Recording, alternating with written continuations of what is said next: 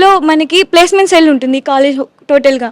అది ఏం చేస్తుందంటే ప్రతి 6 సెమిస్టర్ ఆన్వర్డ్స్ పిల్లల్ని ట్రైన్ చేయడం కానీ అవన్నీ స్టార్ట్ చేస్తుంది. ఇంటర్న్షిప్స్ మనకి సెకండ్ సెమ్ నుంచే అన్నీ స్పాన్సర్ చేస్తుంది.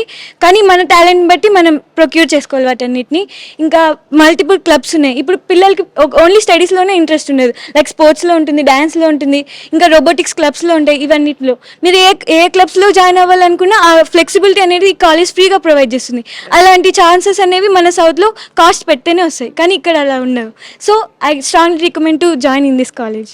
సో ఇంటర్న్షిప్ ప్రోగ్రామ్స్ దగ్గర నుంచి క్లబ్స్ దగ్గర నుంచి ప్లేస్మెంట్స్ దాకా వెనక్కి తిరిగి చూసుకోవాల్సిన అవసరమే లేదు.